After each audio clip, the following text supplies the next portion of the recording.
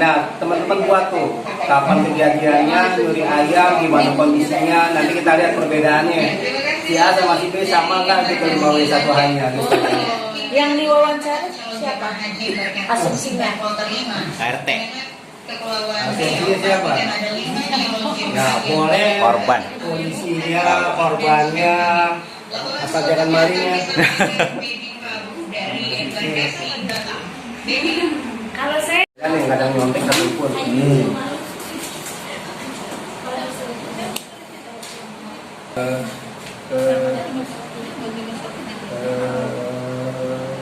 kalau saya rasa Bapak jadi narasumber aja ya. Yang ingin saya tanyakan, Namanya siapa, Neng? nama saya Atina. Yang ingin saya tanyakan, apakah selama meliput berita pernah ditolak oleh narasumber dan alasannya mengapa? Atina pernah ditolak tidak dan alasannya apa? Pernah. Alasannya kenapa? Karena pertanyaannya menyudutkan dia. Kayak misalnya waktu itu saya pernah konfirmasi perampokan yang terjadi di Polsek Setiabudi. Itu kan aib buat dia ya. Dan apa maksud tanya? Pernah. Jadi sesuatu yang buruk bagi dia, kadang-kadang dia menghindar atau telepon nggak diangkat saat dikonfirmasi. Itu hal yang biasa lah. Gitu. Pencitraan, ingin prestasi yang ditonjolkan. Wabarakatuh. Waalaikumsalam. Pertanyaan dari saya Izzah. Ingin bertanya, apakah Bapak pernah mengalami kendala yang berat atau membuat kesalahan yang fatal selama Bapak bekerja, atau adakah teman atau rekan Bapak yang mengalaminya, dan kalau ada bagaimana Bapak menjalaninya dan apa solusinya? Kalau saya di Kepala Des yang saya lakukan sekarang nih, saya buat berita sentral jam 13, itu saya nggak boleh lebih dari 30 menit, jadi harus selesai dalam 30 menit. Jadi 13.30 kita harus sudah selesai. Tapi kadang-kadang lebih 31, 32, 33 sih pernah ditegur doang sih, ditegur aja. It's okay lah gitu, masuk keringas. Jadi yang penting nggak naikin jam segala macem lah gitu kan. Yang ngelaporin ternyata orang itu nggak di lokasi, tapi juga itu it's okay, di forgiven, dimaafin, itu aja. Apa yang bermanfaat, saya jadi tinggalin pesantren Bintang ini dengan ada yang bisa jadi kerjaan teman-teman gitu loh. Benar kalimatnya, kok nggak salah baca. Ini saya buat nih nanti apa yang saya tulis nanti di 13 ini baca sama penyiarnya se-Indonesia. Jadi RRI-net itu kan masuk nggak ada visualnya ya. Kadang-kadang kalau misalnya temen tuh kelihatan bete, kita nggak tahu masalahnya apa, lu kenapa ada masalah ya? Ya udah bukan siaran, itu yang pertama Manis. Terus kadang-kadang kalau kita nih karena kita news kali ya, bidangnya news berita, jadi kadang-kadang kalau udah duduk kayak gini nih, udah masalah lupa gitu. Tapi begitu udah selesai beritanya, kita buat beritanya selesai, ingin lagi. Jadi yang mungkin jawabannya mungkin agak fokus gitu loh. Jadi bisa membedakan antara emosional keluarga sama pekerjaan. Gitu. Iya, hebat ya. Oke. Yang jalannya udah membantu, gitu kan, kita bisa sedikit berjuang Anak kita dampak itu, misalkan kita bisa apa ranahnya bertanya itu, kamu kata kepada anak-anaknya, saya kepada anak saya, atau ranahnya bertanya gitu. Bahkan saya sebagai orang lain terhadap dirinya kamu, saya tanya apa yang kamu dapat di sambutan itu. Nah itu orang lain yang bertanya sampai ketemu dampaknya itu muncul dan tertarik menjadi viral atau kelihatan dan menjadi masyarakat, harus orang lain atau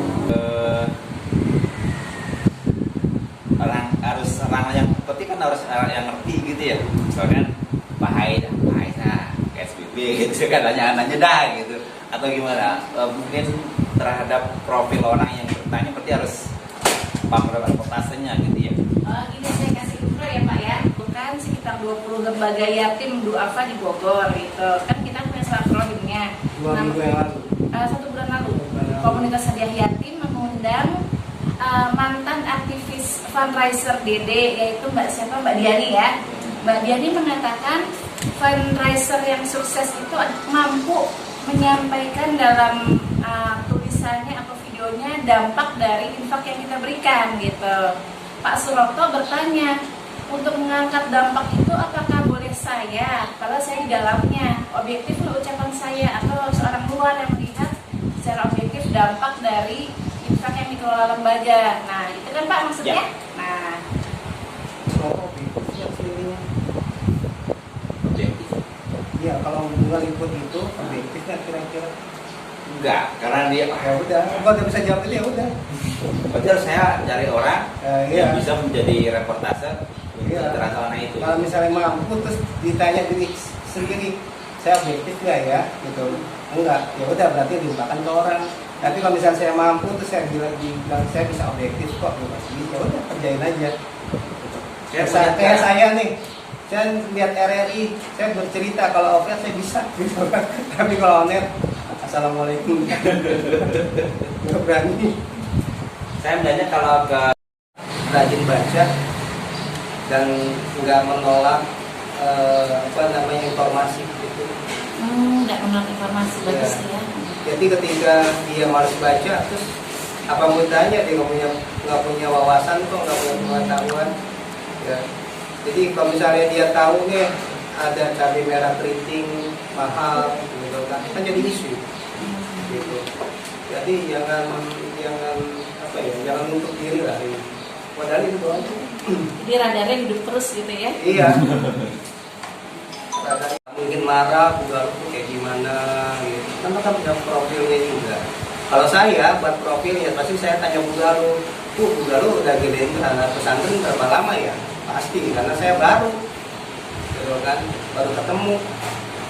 Kan saya bilang lagi, saya baru ketemu, saya nggak punya data, nggak punya bahan, nggak mungkin saya ngecap.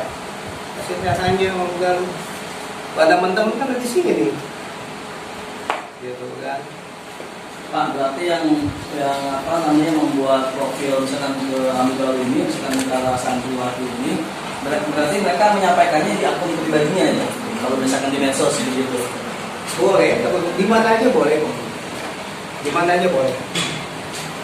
Di media pun ada kok, di Kompas profil, lihat deh. Di Kompas hari ini ada tuh profil siapa, guru siapa, terus kadang-kadang pengumpul sampah, profil juga mereka loh. Bisa masuk di Kompasiana ya. Iya. Karena kerjaan itu nggak semua orang bisa. Kayak Google ini nggak semua orang bisa kayak Google. Makanya itu kenapa bisa profil. Nggak semua bisa kayak Google. Yang punya bakat komunikasi dari Allah kan menjawab. Sandra, kamu dulu. Oh, Sandra. Silakan, yang mana yang berani ngomong? udah mapping talentanya. Ayo, bakat komunikasi itu amanah. Iya, Ambu yang kamu kenal mungkin gitu bahasa ininya. Berdiri, silakan Sandra ke depan. Iya. Gayanya gaya reportase ya. Berdiri tapi. Hah. Oke, kalau nggak bisa direportase, ditulis aja. Ditulis aja. Bisa insya Allah kalau saat ini. Assalamualaikum warahmatullahi wabarakatuh. Waalaikumsalam warahmatullahi wabarakatuh. Nama saya Sylvia Sandra. Di sini saya akan memperkenalkan profil tentang Ambu. Ambu itu seorang ibu rumah tangga, bisa dibilang ibu yang multi talent. Contohnya kalau menjadi guru di sini, Ambu bisa menjadi motivator dari tutur katanya yang yang diberikan kepada orang-orang dipersebarluaskan. Ini mau gambarin siapa? Misalkan kita gambarnya tentang bencana di banjir. Nah, ternyata pada saat orang itu Adium sangat dapat masuk ke hati yang membuat orang-orang tuh sadar. Misalnya dari motivasi yang Ambu berikan tentang contoh ya, ini kan berkorban ya, ini berkorban. Ambu menjelaskan tentang Zulhijjah yang nantinya itu di bulan itu kita harus berkorban, tapi nggak cuman wajib gitu loh, bagi yang mampu aja. Ambu memberikan kita kata-kata yang mampu membuat kita tuh paham bahwa Dzulhijjah ini bukan sekedar kurban aja, tapi melakukan kebaikan yang mungkin dapat kita bekalkan untuk amal kita nanti. Udah lah, kasih tepuk tangan. Ini dapat hadiah dari Abu Semangat buat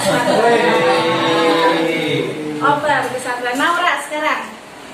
Makin nyesel kalau nggak nyoba mumpung ada Pak Bobi. Ambil angel lain ya.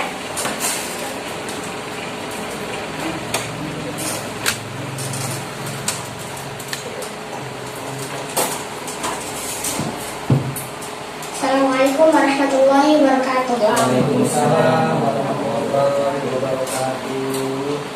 Nama saya Naura. Insya Allah di sini saya akan menyampaikan profil Ambu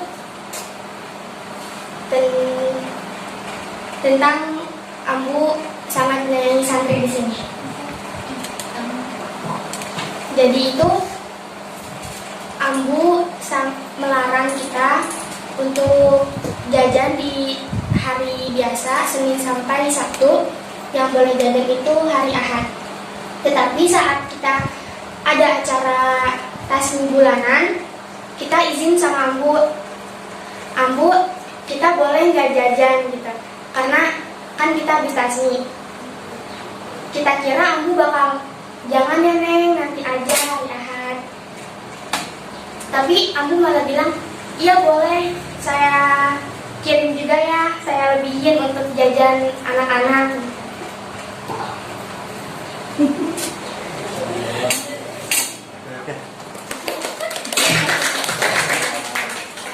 Bahasa cinta atau jajan ya Pak. Lainnya now. Tentang masalah privasi korban, kita anggap aja misalkan ini sedang ada wawancara terkait bencana alam ya Pak. Tapi di sini tuh kadang mengapa di Indonesia itu masih banyak terdapat oknum jurnalis yang terlihat itu seperti terlalu mengungkap informasi kehidupan pribadinya Pak, kehidupan pribadi si korban tersebut dibanding headline awal tentang bencana banjir misalkan.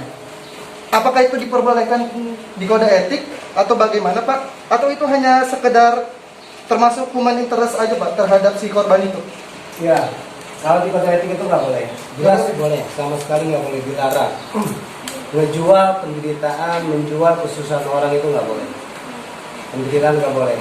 Itu memang berarti oknum jurnalisnya itu sengaja ingin nyuri perhatian. Dalam artian kata walaupun kotor ya caranya, tanda kutip ya, itu kan nggak boleh. Tapi dia misalnya orang tuh ada pembunuhan, ada satu televisi tuh yang ngambil darahnya sama potongan tubuhnya, nggak tidur karena dia pingin ratingnya naik demi rating. Nah itu sebenarnya itu salah, dan itu ada dua solusinya. Maksudnya kalau kita nemuin itu, pertama kita punya KPAI, Komisi Penyiaran Indonesia, kita bisa laporin. Kedua langsung ke kode etik jurnalistik, bisa ke Dewan Pers. Itu kalau kita nemuin itu ada dua solusinya. Kita langsung ke KPAI bilang ini media ini telah mempublikasikan ceceran darah atau potongan tubuh, kapan, jam berapa gitu kan ditayangkan, bisa kita laporin. Nanti mekanismenya ketika dilaporin, KPI itu akan menyurati mereka dan mereka diberi peringatan. Contoh dulu masih mungkin kalau teman-teman pernah lihat tayangan TV yang berbau bencong-bencong kan sering banget ya. Itu kan banyak yang nggak suka, bersurat akhirnya. Kita menjadi apa nih, bencong semua kan, KTC gitu kan dulu. Akhirnya tuh ditutup gitu kan. Nggak boleh lagi yang kayak gitu-gituan ke perempuan-perempuanan. Jadi kita punya kode etik dan itu jawabannya nggak boleh seharusnya. Dia mengeksploitasi, dia menjual, mencari keuntungan, mencari rating, itu jawaban. Jadi kalau human interest gimana? Ngambil dari sudut apa? Ini human interest nih, kucing hamil human interest nih. Nah, Cari Ya, makan. jadi melanggar kode etik nggak? Kalau human interest itu kan mencari usahanya dia. Kayak misalnya pedagang asongan, walaupun dia ekonominya sulit, tapi dia masih berusaha mencari. Yang dilihat tuh upaya dia menggapai penghasilan itu, bukan mengeksploitasi gitu loh. Sama juga kayak orang pengemis yang mohon maaf yang nggak lengkap gitu, kita sorot, itu kan namanya eksploitasi. Beda sama pedagang asongan yang mereka berusaha terus berupaya, beda gitu. Berarti infotainment semua oknum ya? Om Ais tahu. Kamu dijawab. Oke, ini buat pencerahan, yang namanya infotainment itu nggak masuk dalam kategori jurnalis. Ya. Jadi yang berita selebriti apa itu bukan karya jurnalistik. Dan sempat juga mereka ngerasa, kok kita bukan jurnalistik, kita liputan. Iya, tapi sudut pandang lo tuh beda sama kita. berarti human interest itu dilihat dari sudut pandangnya Pak. Kalau misalkan kita lihat sudut pandangnya itu dia, misalkan seorang pengemis yang bisa naik haji, itu berarti bisa dieksploitasi itu. Iya. Human interestnya. Bukan fisiknya dia. Bukan fisiknya atau pribadinya dia. Ya, tapi usaha dia bisa naik haji. Prosesnya itu ya Pak. Dan yang dicari apa sih sebenarnya? Efeknya. Yang ini aja, yang nggak lengkap aja bisa naik haji loh. Dia bisa kerja keras. Masa kita yang normal nggak bisa? Itu loh ya. Efek itu ke situ sebenarnya. Pingin ditampilin. Pasti ada goals-nya, ada goal-nya yang pingin ditunjukin ke masyarakat. Biar kita juga semangat gitu.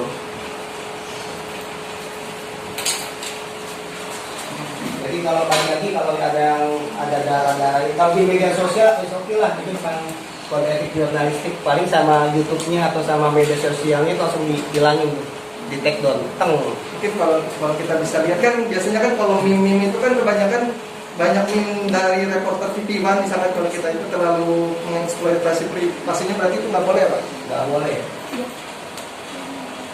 Sampai dulu pernah ada kejadian bahwa ada Markus di kepolisian. Iya, jadi dia tuh yang atur kasus, pokoknya kasus itu selesai deh kalau ada Markus itu. Ruangannya ada di sampingnya Kapolri, sempet itu dicicilan, coba aja di searching. Itu sempet dicari. Sempet ditampilin lagi orangnya pakai kedok. Padahal itu cuma rekayasa doang. Berarti anggapan Markus di polisi itu nggak ada? Nggak ada. Memang nggak ada gitu loh. Jadi memang dia sengaja nampilin biar semua orang mencuri perhatian supaya nonton ke TV One, dan juga dia naik isu gitu kan. Dan itu memang nggak pernah ada. Yang melatar belakangi di polisi itu ada Markus itu kenapa Pak? Dulu gampang selesai. Akhirnya Ya, tapi masyarakat tahu palsu, sedangkan polisi nggak boleh punya akses kan ke narasumber itu nggak ada undang-undang yang bisa mengimbangi gitu. gimana tuh? Misalnya madu palsu gitu, atau telur palsu, kita disebutkan ya fakta palsu, tapi kan narasumber semua pakai topeng, suaranya juga dirubah. Sedangkan fakta kepalsuan di depan mata tanpa polisi boleh punya akses untuk mengusut, sedangkan ditampilkan di media tuh terang-terangan. Kita kan khawatir juga anak-anak kita makan telur palsu misalnya gitu ya. Kalau itu kan Liputan yang kita gemes gitu, misalnya apa banyak sekali ya barang palsu ya.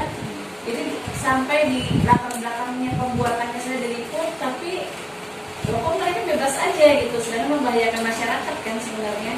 oh, maksud ibu misalnya ada liputan liputan khusus ya Bu. Dia khusus. buat misalnya sambal apa, saus yang dipakai diinjek-injek misalnya Iya. gitu. Jurnalistik itu ada namanya kita dapat merahasiakan narasumber. Kayak ibu nih misalnya, ibu lalu cerita, oh aku lihat nih lurah kena sokokan, aku punya buktinya. Udah ibu gimana, siapa ceritanya? Panggil lah saya upaya gitu kan. Kamu dapat dari mana buktinya? Saya keep silent ibu. Oh, memang begitu. dilindungi oleh undang-undang gitu Sampai ya. mati pun pada etiknya saya harus melindungi ibu. Oh. Kalau di kasus saya kan yang diliput itu kriminalnya. Tetap aja kita nggak boleh punya akses ke kriminal tersebut. Ini nggak boleh. Oh, gitu. Jadi saya buka ya cara pengoperasiannya. Nah, Ya, tapi kalau masuk. pasti udah ada deal-dealnya. Oh. Buka deh. Gitu Kan kan. suka ada apa kamera tersembunyi kan ada. Kode etik itu sebenarnya nggak boleh. Karena kan tersembunyi. Dipublikasikan. Bisa diputar. Bisa. Makanya itu ketika disembunyikan suaranya dibesar-besarkan, gambarnya diblur. Itulah kode etik sama media sosial bedanya. Walaupun dia masuk ke tempat preman gitu kan, terus diblur segala macem, tapi nggak boleh dieksploitasi. Gitu. Kecuali bang kita izin, bang saya naikin ya bang beritanya bang gitu kan. Nah, preman juga bilang oke naikin tapi diblur ya gitu. Jadi ada permintaan dari dunia. Jadi balik lagi, salah satu bunyi kode etik jurnalistik itu adalah melindungi si narasumber. Bagaimana? Terkait tentang PSSI itu, jadi kan di PSSI itu di sepak bola ada pengaturan skor. Jadi Mata Najwa itu mau mencari salah satu pelaku. Itu PSSI tetap ingin tahu sehingga PSSI itu meminta